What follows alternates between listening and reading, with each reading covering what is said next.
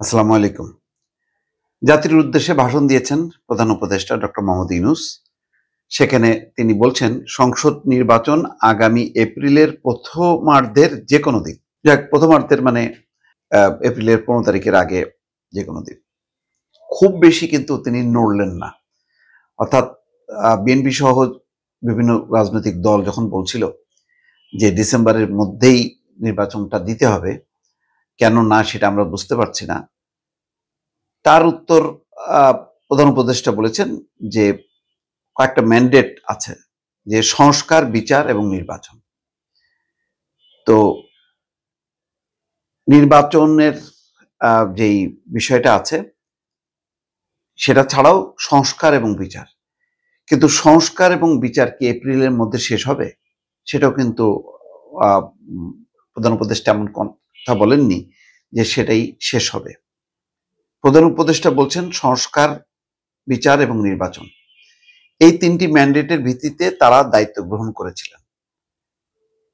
আচ্ছা, সেই বিবেচনায় আগামী রোজার ঈদের মধ্যে সংস্কার এবং বিচারের বিষয়ে একটি গ্রহণযোগ্য জায়গায় পৌঁছাতে পারবেন বলে তিনি বিশ্বাস করেন। তো যেখানে সালাউদ্দিন আহমেদ, দলের মহাসচিব বিএনপির, তিনি বলছেন যে মানে সংস্কারের বিষয়টা একটা ১ মাসও লাগার কথা না, আর বিচারের কথাটা বলছেন যে এটা বিচারিক প্রক্রিয়া, এটা জোর করে বিচার শেষ করা যায় না, এটা চলমান। এবং বিএনপি বারবার যেটা বলছে যে সংস্কার এবং বিচার চলমান। এখানেও কিন্তু ডক্টর মোহাম্মদ ইউনূস এমন কথা বলেননি যে ওই এপ্রিলের আগে মানে সংস্কার এবং বিচার শেষ হয়ে যাবে। তিনি বলছেন যে একটা গ্রহণযোগ্য জায়গায় পৌঁছাইতে পারবে। তার মানে গ্রহণযোগ্য জায়গায় মানে আরো ম্যাচিউর হবে। তো তারপরে নির্বাচন হবার পর তো সেই যে ম্যাচিউর হবে, সেইটা পরিপূর্ণতাটা হবে কিভাবে? পরের সরকার এসে তারা তাদের কর্মকাণ্ডের মধ্য দিয়ে সেইগুলি পূর্ণতা দেবে। অথবা আরো এটা চলমান, যেটা বিএনপি বলে যে এটা সংস্কার কখনো শেষ হয় না, এটা রাষ্ট্রীয় কাজ, জনগণের প্রত্যাশা অনুযায়ী এটা সবসময় চলমান থাকবে। আর বিচার তো একেবারে আদালতের ব্যাপার, এটা বলা যায় না যে অমুক বছরের অমুক দিনের মধ্যে শেষ করব। বিচার, প্রচুর বিচার। বিচার তো আমরা দেখি যে শুধু জুলাই আগস্টের, তার আগে ১৫ বছরে যে গুম, খুন, নির্যাতন, বিচার বহির্ভূত হত্যাকাণ্ড, যেখানে বিএনপি এবং জামাতের হাজার হাজার নেতাকর্মী আক্রান্ত, তারাও তো মামলা করবে। তো সেইগুলোও তো বিচার হবে। সেই সমস্ত বিচারগুলি হবে আওয়ামী লীগের সময় যারা এইসব কর্মকাণ্ডের সঙ্গে যুক্ত। ফলে বিচারটা কোনোভাবেই শেষ হবে না, এটা পরিষ্কার। সংস্কারের বিষয়টাও কোনোভাবেই এটা শেষ হবে না। আর রাজনৈতিক দলগুলো ইতিমধ্যেই পরিষ্কার করেছে যে বিএনপি এক ধরনের সংস্কার চায়, জামাত আরেক ধরনের সংস্কার চায়।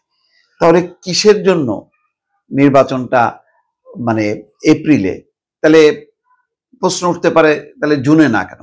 এখন কি বিএনপি দাবি করছে বলে কি সেটা ১ মাস আগায় এনে এপ্রিল নির্ধারণ করা হলো? যে তারা বলল যে প্রধান উপদেষ্টা যাতে বলতে পারেন যে ডিসেম্বর থেকে আমি জুনে বলেছিলাম, সেখানে আমি এপ্রিলে করলাম। সেটাই কি?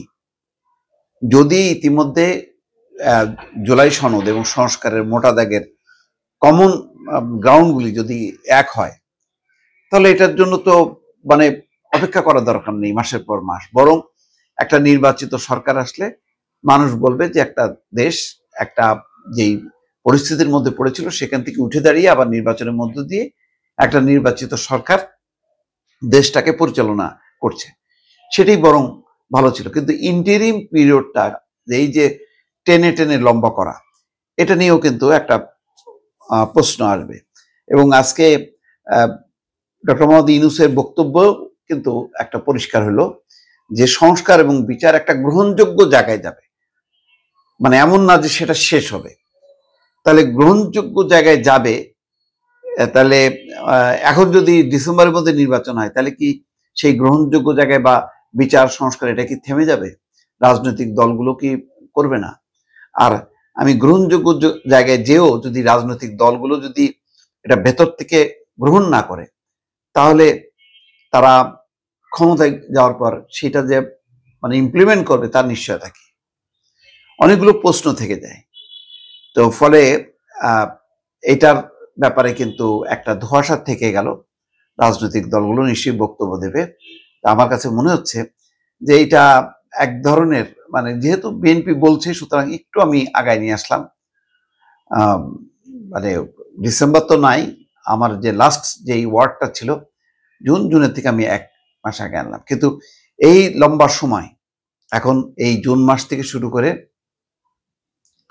আগামী বছরের মানে এপ্রিল, এই সময়ের মধ্যে যদি অনাকাঙ্ক্ষিত অনেক রকম পরিস্থিতি হয়, তাহলে একটা অনির্বাচিত সরকার, একটা অসাংবিধানিক সরকার, সেটা যদি সামাল দিতে না পারে, কোনো কারণে তৃতীয় পক্ষ যদি এখানে একটা পরিস্থিতি তৈরি করে, তাহলে সেই নির্বাচনটা তো আবারও একটা মানে গর্তের মধ্যে পড়বে। তাহলে মানে যতক্ষণ না পর্যন্ত একটা নির্বাচিত সরকার না আসতেছে, দেশের মানুষের ভাগ্য কিন্তু একটা পেন্ডুলামের মতন কিন্তু দুলতে থাকবে। এটা কি মানে এই অবস্থাটা তৈরি করাটা খুব জরুরি ছিল? এটা পরিষ্কার হয়ে গেল যে নির্বাচন বিষয়ে রাজনৈতিক দলগুলোর মধ্যে ঐক্যটা নেই। তাহলে জোর করে কি আমি সংস্কার এবং বিচারের বিষয়ে একটা ঐক্যমত্য তৈরি করে আমি ঘোষণা করে দেবো এটাই জুলাই সনদ, আর এটাই সবাই মানতে বাধ্য হবে?